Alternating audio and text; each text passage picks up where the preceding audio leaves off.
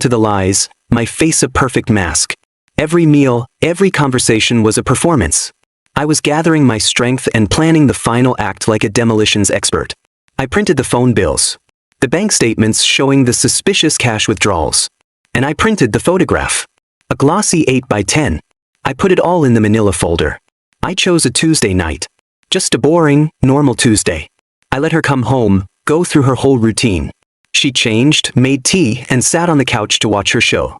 I let her get comfortable. Then I turned off the TV. She looked up, annoyed. "Hey, I was watching that." "We need to talk, Laura," I said. My voice was calm. So calm it didn't even sound like mine. "Can it wait? I'm exhausted." "No," I said, walking to the coffee table. "It can't." I placed the manila folder on the table. She looked at it, suspicious. "What's that?" I sat in the armchair across from her. Not next to her. I needed the space. "For the past few months," I started, "you've been distant. You told me you were stressed with work, staying late, being secretive with your phone. You told me it was a big project." Her arms crossed over her chest. "It is a big project. I don't know what this is, but I'm too tired for it." "Oh, I believe you've been working on a project," I said. "I just don't think it's at your office." I opened the folder. First, I slid a phone bill across the table. "Can you tell me who this number belongs to? You texted it over 300 times that month. A lot of them after midnight on your late nights." Her face went white.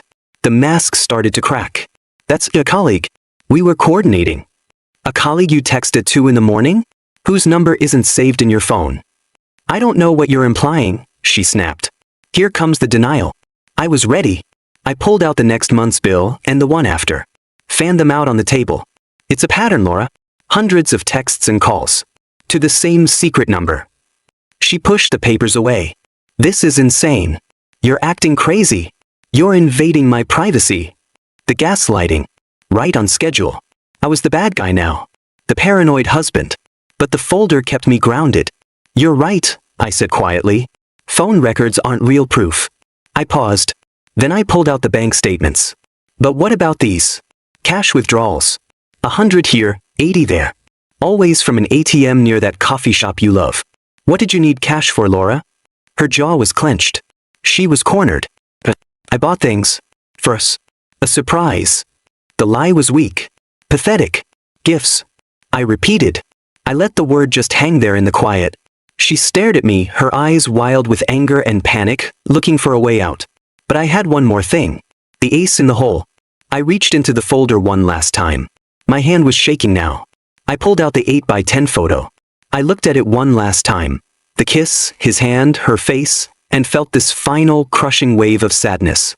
Then it turned to steel. I placed the photograph on the table, right on top of everything else. She didn't look down at first. "I can't believe you're doing this," she started, her voice shaking. "After everything you're accusing me of." Her voice died as her eyes fell to the table. She saw the photo. And just like that, it was over. All the fight just vanished. The color drained from her face. Her mouth fell open. She brought a hand up to cover it, like she was trying to physically stop a sob. Her eyes were glued to the picture. To the undeniable, catastrophic proof. The silence in the room was absolute. I could hear the refrigerator humming. I could hear myself breathing. She just stared. No crying. No screaming. The person she had been pretending to be for months shattered into a million pieces. After what felt like forever, she looked up at me. The anger was gone. The denial was gone.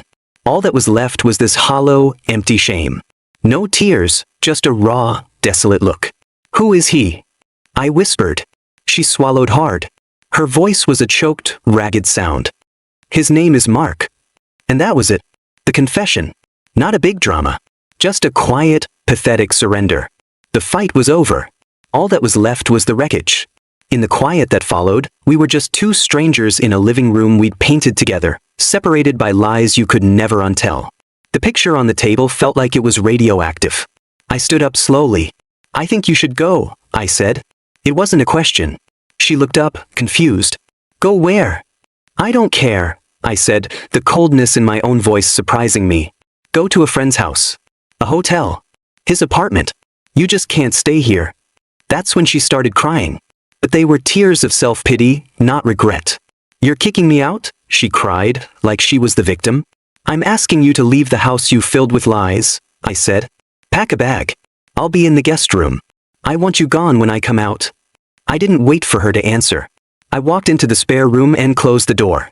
I could hear her sobbing, drawers opening and closing, the sound of a zipper.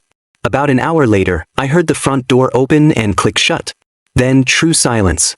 I was alone in my own house. The next few days were a blur. I did what you're supposed to do, I guess. I called a lawyer.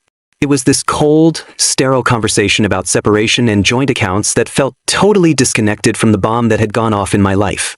Laura sent a flood of texts. First, the apologies, promising she'd change. Then the blame, that I was distant, that I didn't pay attention, that I somehow drove her to it. I didn't answer. There was nothing left to say. Moving on isn't a straight line. Some days are good.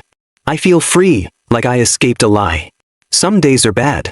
The grief just hits you, and I mourn the woman I thought she was, and the future I thought we had. But through it all, I started to reclaim myself. The whole process of investigating, of gathering the proof, it was awful. But in a weird way, it was empowering. I took back control of my own story. I wasn't just a side character in her drama anymore. Betrayal doesn't just break your heart. It shatters how you see everything. You have to rebuild your world from scratch. I started going to therapy. It's helped me see that her choices were about her, not me. They came from something broken inside of her, and it had nothing to do with my worth. I also learned there's a lot of power in quiet strength. I didn't scream or throw things. I was calm, methodical. I let the evidence speak for itself. And in that control, I found the dignity she tried to take from me. My revenge wasn't loud. It was just the quiet, unavoidable bill for her choices finally coming due. Today, months later, life is different. The house is quieter, but it's a peaceful quiet. I finally got that dog we always talked about. A goofy golden retriever who fills the house with a much better kind of energy. The divorce is almost final. I don't know where Laura is, and I've chosen not to know. Her story isn't my story anymore. The manila folder is gone. Shredded. I don't need it. The evidence did its job. It led me to the truth, and the truth, as brutal as it was, set me free. The scar is still there. I think it always will be. But it's a scar, not an open wound. It's a reminder.